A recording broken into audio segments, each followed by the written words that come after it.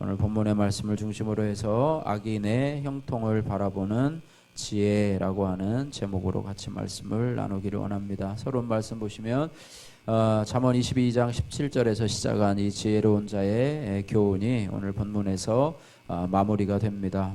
본문의 말씀의 결론은 결국에 악인이 멸망하고 의인이 형통할 것이다, 이렇게 강조를 하고 있습니다. 먼저 1절, 2절, 8절, 9절 말씀을 보면은 1절에 너는 악인의 형통을 부러워하지 말며 또 그와 함께 악인과 함께 있으려고도 하지 말라 말씀하고 있습니다. 자, 2절 말씀 보시면 그들의 마음은 악인의 마음은 강포를 품고 또 그 입술은 재앙을 말하기 때문이라, 이렇게 말하기 때문에 그들과 함께 있으려고 하지 말고 또 그들의 형통을 부러워하지도 말라, 이렇게 말씀하고 있습니다. 자, 8절 말씀에 이 악인을 다른 말로 악행하기를 꾀하는 자라고 말씀하고 있고 이를 사악한 자라고 말하고 있습니다. 자, 9절 말씀 보시면 이 악인을 다른 말로 해서 더 자세히 말하면 이런 사람들은 미련한 자이다. 미련한 자고 그 악한 사람들이 하는 생각은 죄라, 이렇게 말하고 있습니다. 또 악한 사람을 구체적으로 거만한 자이다. 거만한 자이고 이런 사람들은 사람에게 미움을 받게 된다, 이렇게 말씀하면서 이들의 형통함을 부러워하지 말고 이들과 함께 있으려고도 하지 말라. 그러니까 친구를 사귈 때도 조심해서 사귀라는 것처럼, 왜냐하면 이 죄에는 전염성이 있기 때문입니다. 여러분, 어떤 사람과 함께 있을 때 울분을 품는 자와 함께 있지 말라고 하지 않습니까? 그 울분이 여러분에게 전염이 돼서 여러분도 같이 비판하고 또 부정적인 사람이 될까 염려하기 때문에 그 죄악으로 인한 그런 강포가 여러분들에게 상처가 되고 여러분에게 지울 수 없는 삶의 그런 흔적들이 되기 때문에 그들과 함께 있지도 말고 그들의 잘됨에 대해서도 전혀 부러워하지 말라, 이렇게 말씀하고 있습니다. 설명을 보시면 악행을 서슴지 않는 자들, 악인, 또 사악한 자들, 여러 표현을 쓰고 있는데요. 이들이 잘 되는 것을 부러워하거나, 우리 부러워할 때 많잖아요, 그죠? 그 자녀들이 좋은 학교를 가고 또 잘 돼서 돈도 벌고 건물도 사고 또 이렇게 잘 되는 것을 볼 때에 나도 좀 저랬으면 좋겠다라는 그런 생각을 안 하는 사람이 거의 없는 것 같아요. 저도 그런 생각을 하게 되는데요. 부러워할 때가 있습니다. 그래서 부러우면 지는 것이다라는 말도 있잖아요. 부러우면 지는 것이다.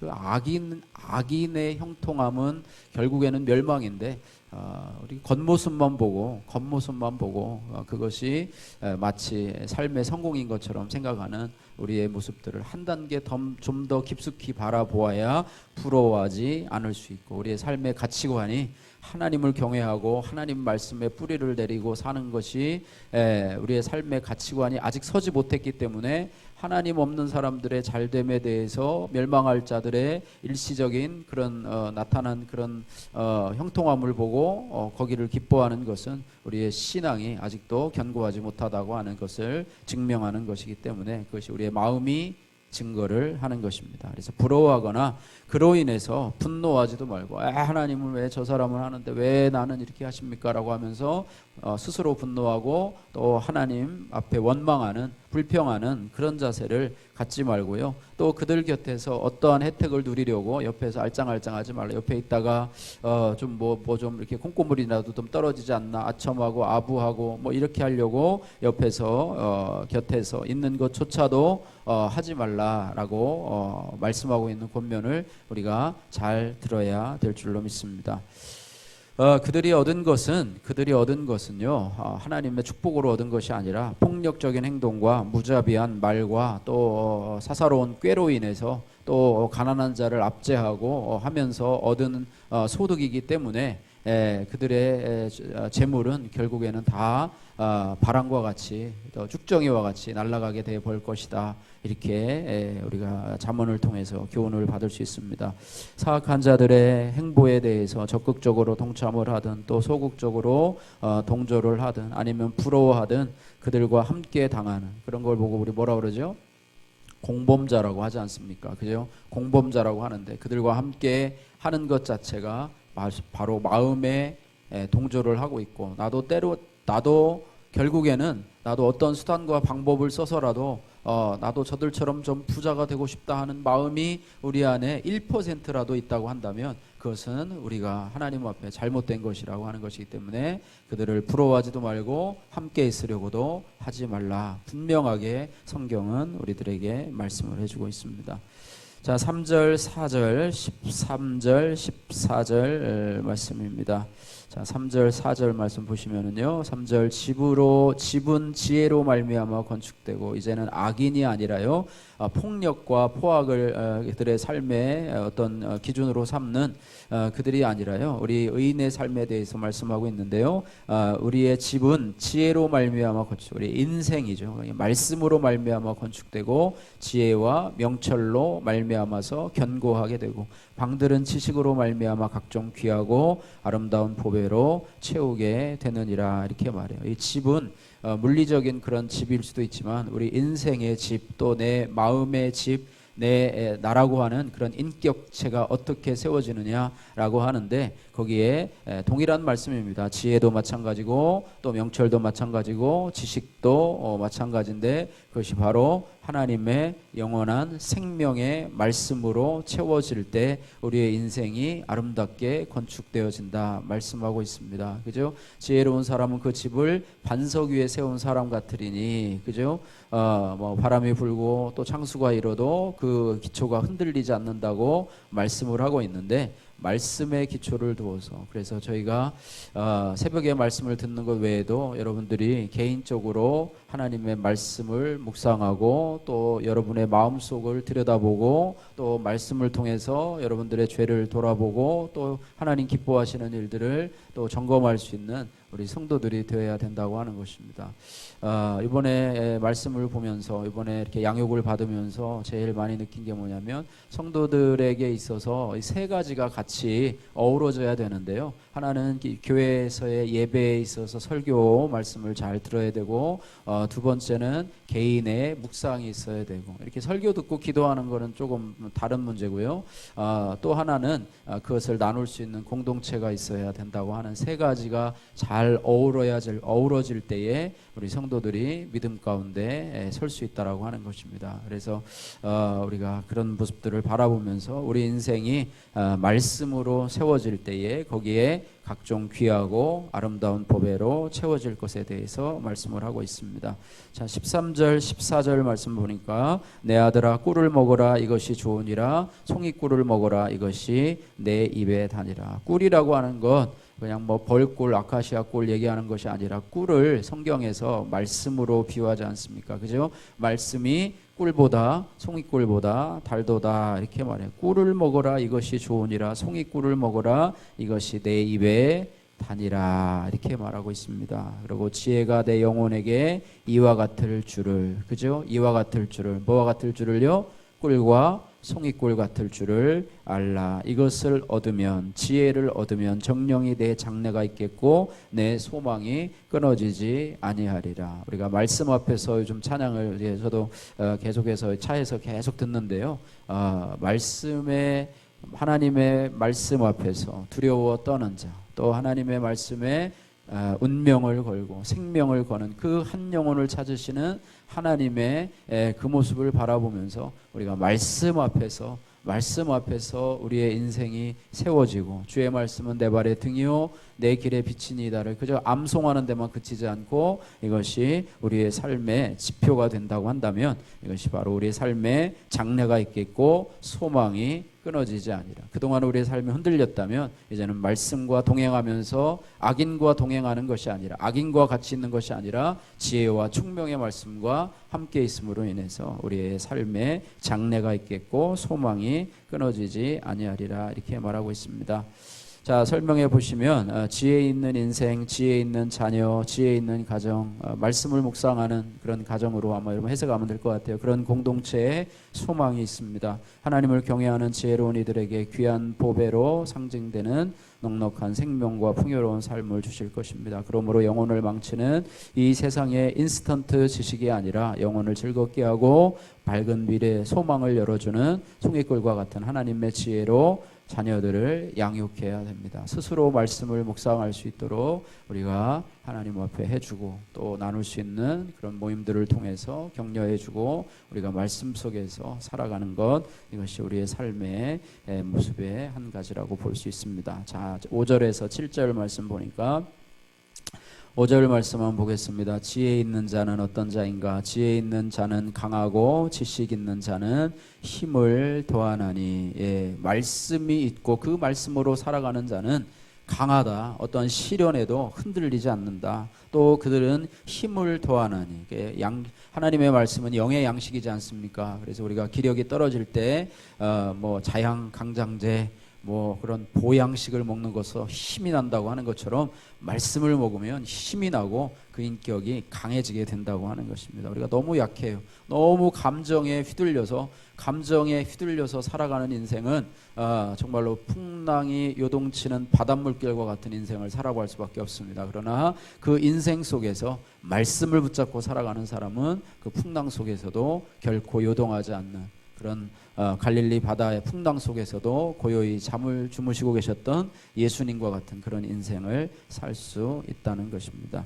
자, 그다음 6절 말씀 보시면 지혜에 있는 자는 6절에 너는 전략으로 싸우라 승리는 지략이 많을. 그 말씀 속에 여러 가지 우리의 삶을 살아갈 수 있는 지혜가 있다고 하는 것이고요. 7절에 지혜는 너무 높아서 미련한 자가 미치지 못하므로 미치지 못할 것이므로 그는 성문에서 입을 열지 못하느니라. 그것은 아무나 도달할 수 있는 것이 아니라 하나님을 예수 그리스도를 나의 아버지로 고백하고 또 하나님을 경외하는 자에게 그런 지혜가 미치게 될 것이다. 이렇게 말씀을 해주고 있습니다. 설명을 보시면 진정으로 강한 자는 지혜 있는 사람입니다. 전쟁의 승리가 무력보다도 지혜로운 모략에 달려있듯이 신앙의 성패도 바로 말씀을 가까이 하는가, 말씀을 통해 말씀이 우리의 삶의 기준이 되고 그 삶으로 그 말씀으로 우리의 삶을 해석하면서 그 말씀 붙잡고 살아갈 수 있는가, 여기에 달려 있다고 하는 것입니다. 그래서 전쟁 같은 우리의 삶도 하나님의 지혜인 말씀을 통해서 살아갈 때 우리가 승리하며 살아갈 수 있다라고 하는 것을 보게 됩니다. 자, 10절에서 12절 말씀 한 목소리로 같이 읽겠습니다. 내가 만일 환난 날에 낙담하면 내 힘이 미약함을 보임이니라. 너는 사망으로 끌려가는 자를 건져주며 사륙을 당하게 된 자를 구원하지 아니하려고 하지 말라. 내가 말하기를 나는 그것을 알지 못하였노라 할지라도 마음을 저울질하시는 이가 어찌 통찰하지 못하시겠으며 내 영혼을 지키시는 이가 어찌 알지 못하시겠느냐. 그가 각 사람의 행위대로 보응하시리라. 아멘. 10절에서 12절. 환난 날에 사람의 신앙은 어려움을 당해봐야 알 수 있다는 말씀이 바로 10절 말씀입니다. 그죠? 환난 날에 낙담하면, 그죠? 환난 날에 낙담하고 어려운 일 당하면 그냥 교회부터 안 나오고 말씀 묵상하던 것부터 끊어버리고 하나님을 멀리하고 좌절하고 하면 내 힘이 미약함을 보임이라. 약한 거예요. 신앙이 없는 거예요. 믿음이 없는 거예요. 그러나 말씀을 늘 묵상하는 사람은 아까 뭐라 그랬습니까? 강한 자라고 그랬어요. 말씀 붙잡고요, 흔들리지 않습니다. 우리가요, 몸이 비실비실하다고 약한 사람이 아니고요, 말씀 붙잡고 믿음 있는 사람, 환난 속에서도 요동하지 않는 사람이 정말로 믿음 있는 사람이에요. 조금만 하면 팔딱팔딱거리고 조금만 하면 이러면 평소에는 믿음이 잘 드러나지 않지만 환난을 당하면 그때 막 불안해하고 좌절해하고 하나님을 떠나고 이렇게 하면 그것이 바로 약하게 보입니다. 그래서 우리가 평소에도 말씀으로 우리가 강하게 하고 영향을 공급받아야지만이 환난 날에도 끌려가지 않습니다. 그래야지만이 이게 보니까 우리가 우리 교회의 앞으로 우리의 삶의 소망이 우리 교회에 어떻게 보면 우리 교회 목표의 말씀이 11절 말씀에 있는데요. 우리가 나 자신이 강한 자가 되어야지만이 사망으로 끌려가는 자를 건져주고 또 살육을 당하게 된 자를 구원할 수 있는 교회가 돼요. 우리가 교회가 부흥하는 교회가 아니라요, 생명을 살리는 교회, 생명을 살리는 교회. 여러분들도 제가 아니라 여러분들도 주위에 사람을 양육하며 사람을 생명을 살리는 성도로서 이 땅을 살아가고 전도하는 정도가 아니라 영혼을 살리는 사람으로 양육되기 위해서 내가 먼저 말씀 앞에 바로 서는 그런 모습이 가장 기본이 되어야 된다. 이렇게 우리가 알아야 될 것입니다. 그래서 그렇게 말씀을 하고 있고요. 자, 10절에서 12절 말씀 이렇게 얘기를 하고요. 그 다음에 15절에서 20절 말씀, 15절에서 20절 말씀 같이 읽겠습니다. 악한 자여 의인의 집을 엿보지 말며 그가 쉬는 처소를 헐지 말지니라. 대저 의인은 7번 넘어질지라도 다시 일어나거니와 악인은 재앙으로 말미암아 엎드러지느니라. 내 원수가 넘어질 때에 즐거워하지 말며 그가 엎드러질 때에 마음에 기뻐하지 말라. 여호와께서 이것을 보시고 기뻐하지 아니하사 그의 진노를 그에게서 옮기실까 두려우니라. 너는 행악자들로 말미암아 분을 품지 말며 악인의 형통을 부러워하지 말라. 대저 행악자는 장래가 없겠고 악인의 등불은 꺼지리라. 아멘. 예, 악인의 형통을 역시 부러워하지 말라. 또 의인은 오뚜기와 같이 뭐라고 그랬습니까? 넘어져도 다시 일어나 7번 넘어져도 다시 일어나는 오뚜기와 같을 것이다. 이렇게 말씀을 하고 있습니다. 또 남의 실패를 우리가 즐거워하지 말고 그들과 함께 아파해 줄 수 있는 그런 마음을 가지라. 의인의 특징에 대해서 설명을 하고 있습니다. 그러면서 21절 말씀의 설명만 읽고 마치겠습니다. 우리가 정말 두려워해야 할 분은 이 땅에서 왕과 정부를 통해서 반역자들을 심판하시고 최후에 우리의 모든 것을 심판하시는 하나님을 두려워해야 된다. 이렇게 말씀하고 있습니다. 악인의 형통을 바라보는 지혜라는 제목으로 우리가 말씀을 보았는데요. 우리는 악인의 형통을 부러워하지 말고 또 그들과 함께 있으려고 하지 말고 또 그들의 어떤 삶의 행태들을 본받지도 말고 그들은 폭행으로 또 악한 꾀로 그들의 재물을 또 그들의 삶의 기준으로 삼아가지만 우리는 지혜의 말씀, 총명의 말씀, 하나님의 지혜로 지식으로 우리의 삶을 채워갈 수 있는, 그래서 사람을 살리고 영혼을 살리고 또 우리 자신의 길도 하나님 앞에서 믿음으로 나가는 그런 역사가 있어야 될 줄로 믿습니다. 기도하겠습니다. 사랑의 하나님 아버지 감사합니다. 하나님 오늘 반복해서 이야기하기를 악인의 형통을 부러워하지 말며 그와 함께 있으려고도 하지 말라라고 말씀하면서 우리의 집을 지혜로 말미암아 세우고 또 명철로 견고하게 하며 지식으로 말미암아 채우라 말씀하고 있습니다. 하나님 아버지 우리가 하나님 신앙이 위기 때에 빛을 발하는 것처럼 하나님의 말씀으로 늘 아버지 자양분을 삼고 또 하나님의 말씀을 우리 삶의 기준으로 삼아서 매일매일 말씀의 묵상을 통해서 우리의 사는 걸음 또 우리의 감정들을 하나님 그 말씀에 비답해서 드러나게 하시고 또 아버지 악한 감정들이 그 말씀의 권세 앞에서 복종하게 해서 우리가 감정에 끌려다니는 인생 아버지 하나님이여 원망하고 불평하고 두려워하고 염려하고 하나님 이런 감정에 끌려다니는 인생이 아니라 하나님의 말씀 속에서 그 감정을 다스리고 통치하고 지배할 수 있는 그런 아버지 인생이 될 수 있도록 그래서 정말로 우리의 신앙이 강하고 견고해져서 환난날이 와도 아버지 풍랑이 와도 아버지 하나님이여 정말로 배 안에서 잠잠히 주무시는 예수님처럼 평안함을 유지할 수 있는 그래서 아버지 하나님이여 정말로 하나님 사망으로 끌려가는 자를 건져주고 사륙당하게 된 자를 구원할 수 있는 우리 교회와 우리 성도들이 다 될 수 있도록 하나님 역사하여 주옵소서. 예수님 거룩하신 이름으로 기도하옵나이다. 아멘.